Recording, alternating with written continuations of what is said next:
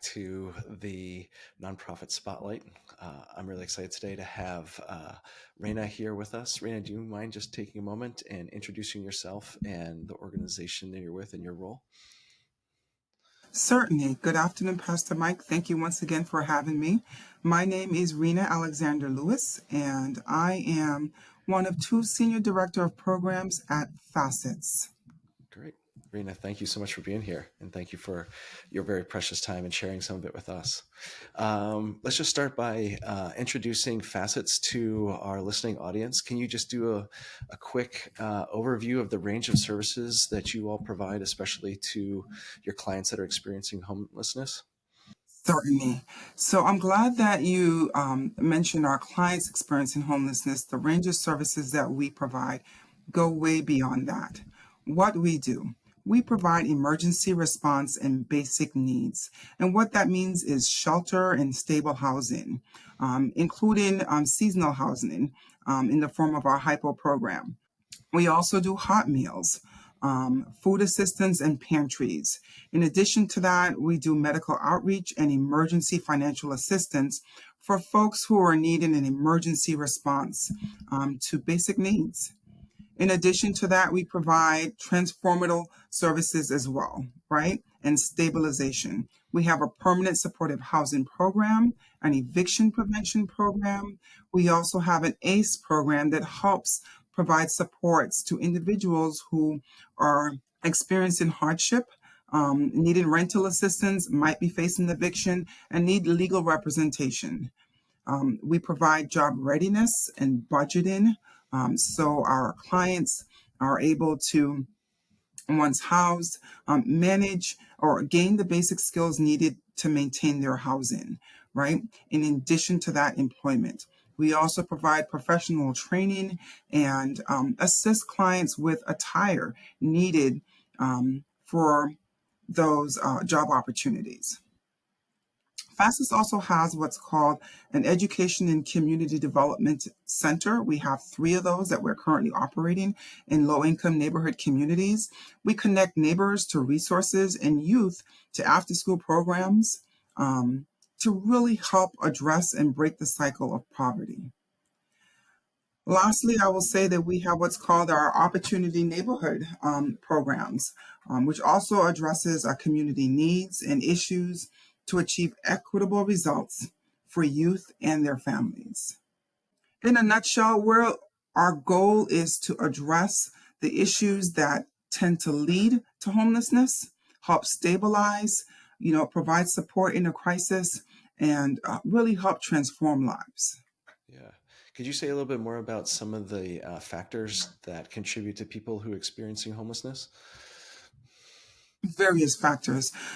For many of our clients, they are living paycheck to paycheck. Many Americans live paycheck to paycheck. They experience an unexpected change. It could be a car accident. It could be loss of a job. It could be a health issue that now has them in a place where they have to choose between addressing that need and maintaining their housing. And for many Americans, we fall behind on our rent. That then leads to eviction, matters in the court. They're unrepresented. They're going to court without legal representation. They don't know the process. They don't know what supports are available to them.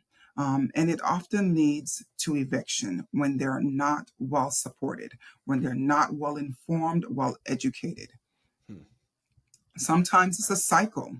We have generations of families who transition from shelter to being housed. We have young people that grew up in our shelters, grew up in our housing programs, I should say, and if you will, unfortunately repeat the cycle. And we look to educate, empower, and inform so that that cycle can be broken. Rena, I just want to thank you again for being here. And I was wondering, can you tell us a little bit about your story or how you found Facets to be a place that you were called to serve out your vocation or to be a calling for you? Certainly. I've worked in human service or social service for quite some time. And ultimately, I found that many of the problems that families were facing led right back to having a need, led right back to there being a deficit or resource that was not made available. And had they had that, they most likely would probably not be sitting down talking to me. And so I decided that rather than address some of the symptoms of the problem, I needed to shift gears a bit. And so, roughly a year and a half ago, I joined FACETS. I found that their mission spoke to my values. The missions and values really spoke to my own personal values, my faith based beliefs and practices. It spoke to how I live my life on a daily basis. And so, yes, I'm here. I'm committed to being here. I hope that I can continue to be here for the long run, see that 5-year, 10-year plan unfold. I recently moved. I'm a northerner, and so I've made Fairfax County my home. I've said bye to the cold weather in Massachusetts and made Fairfax County my home. And so while I'm here, I'm going to do my very best to ensure that those around me are better supported or well supported with their needs. Wonderful. You'd mentioned in passing just previously about FACETS being like the frontline organization when people experience emergencies. Can you say a little bit about how your clients find you and your services? Certainly. At times, it's word of mouth. We have a lot of clients who will share with others what they experienced, the support and services that they received, and they're happy to share with their neighbor, their friend, or someone else in need. Other times, we work with the county through what's called a coordinated entry system, or CSP, which will send a lot of the referrals to us. However, we also have our adults-only household that does active outreach. They're out in the community on a daily basis, seeking out those in need, seeking out individuals who are unhoused, providing them supports, resources, and references. Ultimately, the goal is to bring everyone in from the cold, right, and ensure that they are housed. We use what's called a housing first model, which means that our goal is to focus on getting you housed, and we will work on whether it's the mental health, the educational support needs, the financial support needs to ensure that you remain housed. Excellent. I personally have experience with your hypothermia shelter program that specifically speaks to the way that you're helping people get out of the cold and get housed. Could you say a little bit more about that program specifically? Yes, our hypothermia program typically runs from Thanksgiving to mid to late March.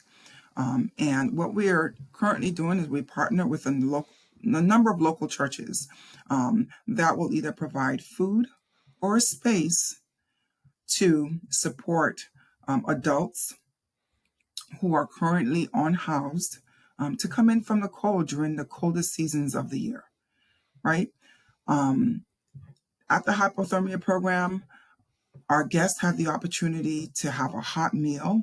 They have the opportunity for warm bedding. They have the opportunity to meet with a nurse to address any medical health issues that they might be experiencing. They also have the opportunity to connect with a case manager and work with a case manager to address some of the issues that led to them being unhoused and to work on potentially securing housing. Excellent. Yeah, you'd mentioned just in this program the connection to churches, and then the other program about getting referrals from the county. Do you all work with other local partners or other government agencies to support the work that you're doing? Yes, we have a number of different funding sources and a number of different partners that we collaborate with. In the county, Fairfax County, the Office to Prevent and End Homelessness, of course, is huge.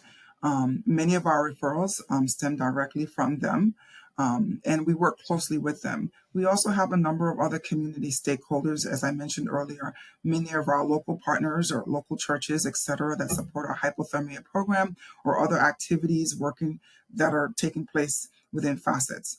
I also want to highlight that in addition to some of the major organizations out there, we have a tremendous amount of volunteers, everyday community members who are wanting to give back.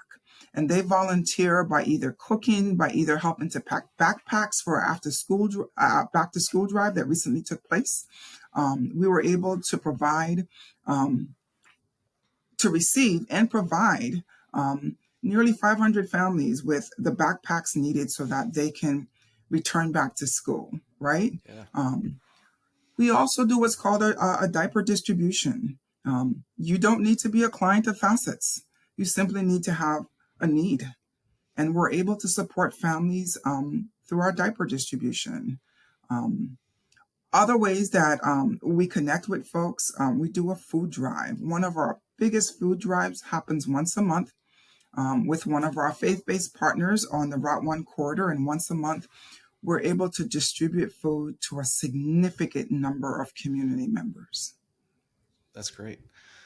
Could you maybe, in the variety of services that you provide, could you maybe pick one service and maybe one success story that comes to mind for you that has really shown the impact that Facets has on an individual or family? Oh my gosh, there are so many that I can think of because success is so huge, Yeah. right? I'll start with our hypothermia program.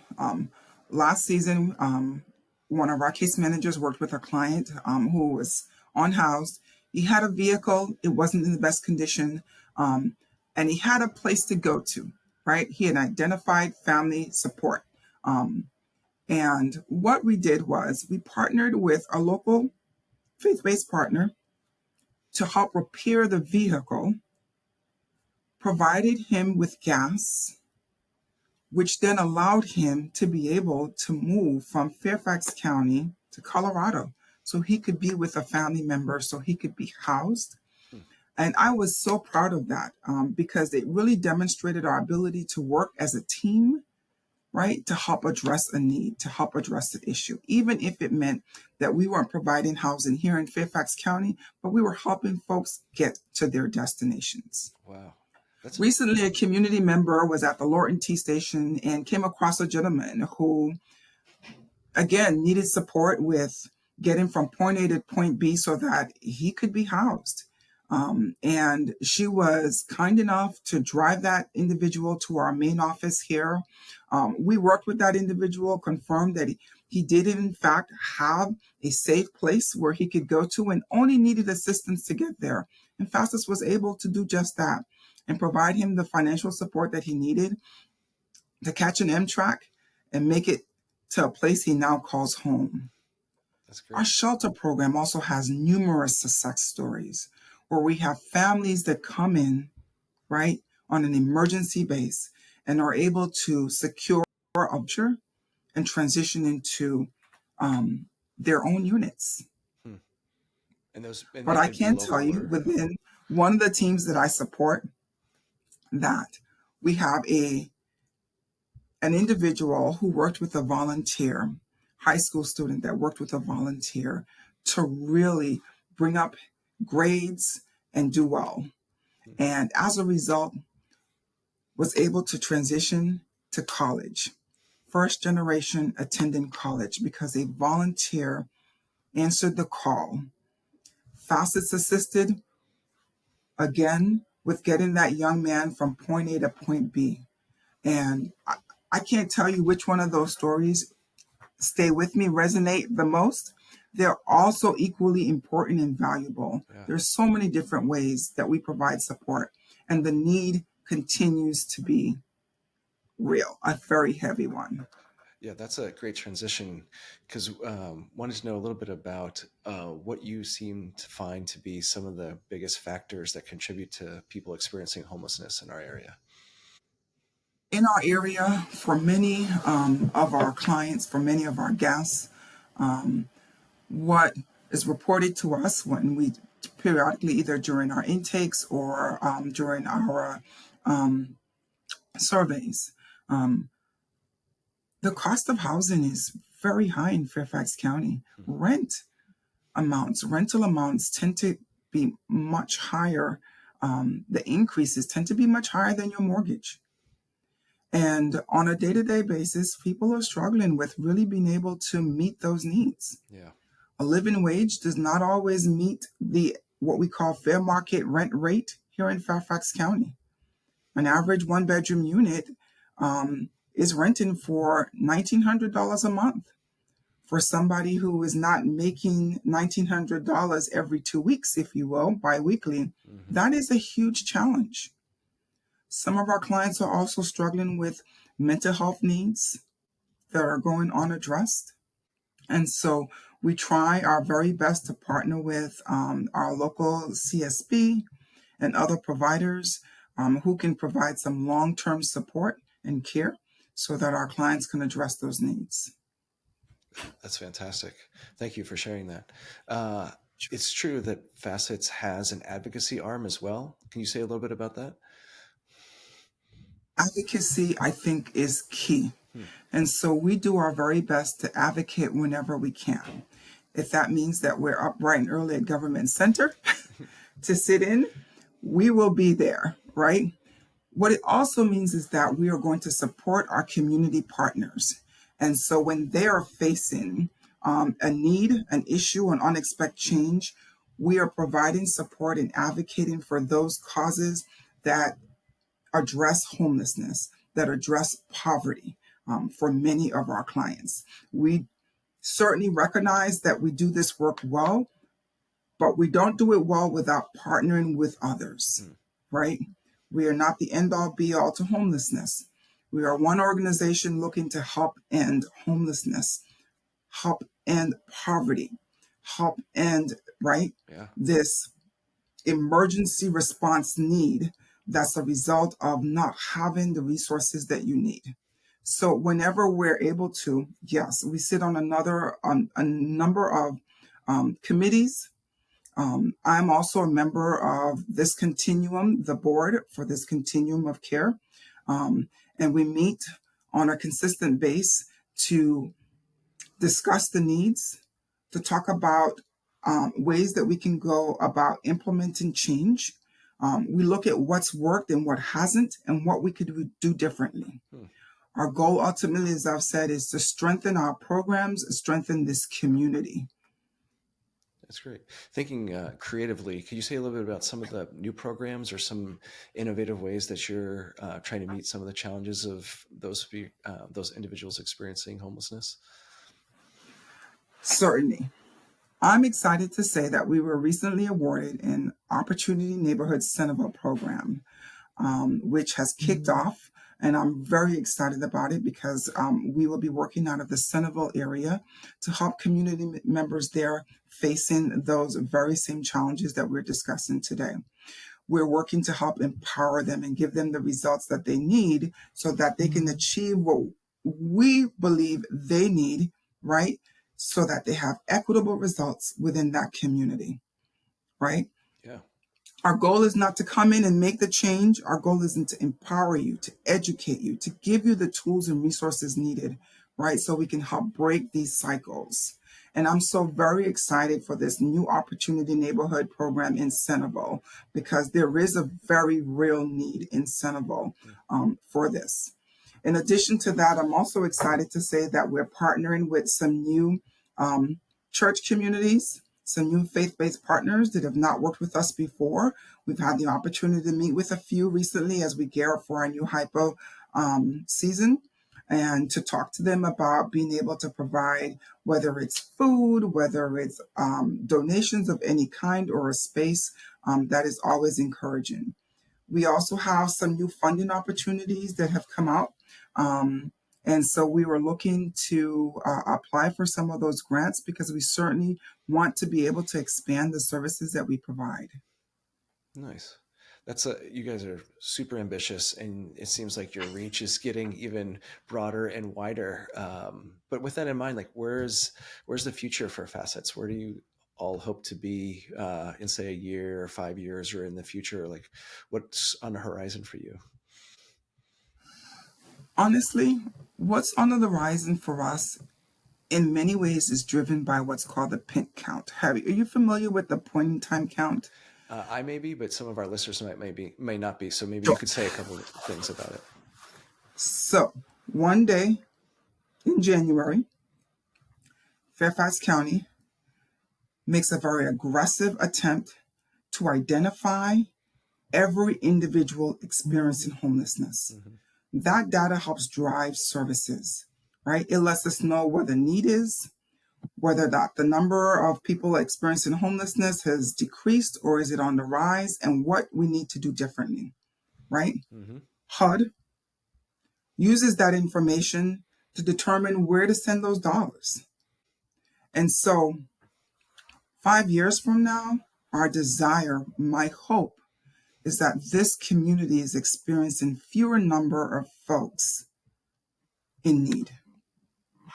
That's great. However, regardless of whether or not that number decreases, as an agency, 5 years from now, we want to ensure that our footing is even stronger so that we're not scrambling, if you will, to help support the need. We're proactively going out, right, and providing those resources from the very get-go, right? I would like to see us at a place where we're able to meet with mom and dad who are housed, Mm-hmm. right? And to have conversations with them about some of the challenges or barriers that they're facing to maintaining their housing so we can address that from the very get-go. We do prevention and rapid rehousing, but I'd really like to see that increase on a much broader scale. Yeah, Because if we can keep you housed, that's half of the battle. absolutely. You're getting ahead of the curve even. Correct. Yeah, that's great. So, can you say a little bit about if some of the listeners want to get involved with Facets, maybe like the range of volunteerism and then the range of ways that people could give, either charitably as a monetary offering or monetary gift, or even objects or items that you collect that might be helpful for you all? Sure. At this current time, if you ask me what the most pressing need is, I would say to you our emergency pantry. Hmm. It's back to school season. We're approaching fall. We really would like for our emergency pantry to be stocked up. In addition to that, we welcome donations of any items at this time. We especially would like to bolster up our supplies, increase the number of sleeping bags and tents that we have available to us Hmm. so that we can provide to individuals who are currently unhoused. To volunteer, volunteers are welcomed at any time. Volunteers assist us with everything from preparing meals to assisting with driving the van for kids going on after school activity. Volunteers also assist with doing projects with children at times, or they can assist with helping a client, a family move into their new unit. Yeah. A family is transitioning from one of our shelter units. They've got an apartment, and we welcome volunteers to come in and help support with that move. We also use volunteers to assist with whether it's painting or landscaping. We recognize that the community has a wealth of knowledge and experience, and we welcome that because there isn't an area here that would not need the support. Great. And Yeah. so, if there was a volunteer that wanted to get in touch with you, is there a link on the website, or should they call, or like an intake form that they could There use? certainly is. So callers are welcome. They can certainly reach out to us. We're here at Page Avenue. It's 10700 Page Avenue, Building B in Fairfax. They're welcome to drop by anytime between the hours of 9 and 5. We typically operate Monday through Fridays. They can also give us a call. They can reach us. They could reach me if they'd like at my main number. They can also reach our development team. On our website, we also certainly have the QR codes for folks to scan. They can access our website, facetscares.org. They will find a wealth of information and means to donate. They can donate monetary donations online, which is very easy. Or they're welcome to reach out to our development team and contact their frontline help, which would be Sylvia. I want to put a plug in there for her because she's been a huge champion of our development team. And I would be happy to work with them. If we need to schedule pickups, delivery, etc., we also do that as well. Wow. Okay. And then, is there any kind of big gifts that you're looking to fill this year or in the near future? Anything that's kind of something a little bit on the bigger side of needs that could be if someone wanted to make a larger gift that's out there listening? Honestly, Mike, right now, taking care of that emergency pantry is near and dear to my heart. Canned goods, etc., and the ability for a family to be able to make a meal, right? Mm-hmm. Um, that is really key right now. We're also gearing up as well for our holiday drive. As you know, the holidays is a huge time, Thanksgiving. We welcome donations, whether it's in the form of gift cards or gift baskets, food baskets for families. We certainly welcome it. Blankets, etc., to keep folks warm would be greatly appreciated. Huge monetary gifts are also welcomed. They can specify a specific use, Hmm. right? Or certainly keep it broad, keep it open. But we here at Facets make every attempt to ensure that the dollars received go to serving those in need. That's fantastic. And you all do such a wide range of support and services, which is so fantastic. Is there anything that we missed in our conversation today or something else that you wanted to mention or highlight that would be good for others to know? I would like to wrap up by saying again, this organization began, Linda Wimpy saw a need and came together with a group of friends and church members to address that need. This organization began first as a Christian organization, right? We have continued that mission. Our goal is to care for our neighbor. Our neighbor is Fairfax County. And ultimately, we want to continue doing service business in this area. And whatever the need is, we will do our very best to assist or provide the resources or connect you to the correct entity, individual that can best meet that need. We also don't turn folks away. So if you don't live in Fairfax County, right, but you have a question, a need, or a concern, we're happy to answer those questions. We're happy to redirect you. We're happy to get you connected to the right individual. That's beautiful and said just perfectly. Thank you so much for that, Rena. I just want to take an extra moment and thank you for your fantastic leadership. Thank you and the rest of your staff and your team and your volunteers for all the work they do on a regular basis to continue to help those experiencing homelessness. Our whole community and I are really grateful for everything that you all do. Thank you so much. Thank you so very much, Pastor Mike. Also, thank you for allowing me to have access to your listeners. And I hope that this podcast could continue to be a success. I Thank hope you. people are plugging in because there's really good information coming out. They might not need it for themselves, but they certainly, I believe, will come across somebody else with a need. Yeah. And to have that resource and that person they can contact right away, in addition to being able to serve locally and help their neighbor and Mhm. as a volunteer, you offer so much. So thank you again. This has been fantastic. Yes. Thank you.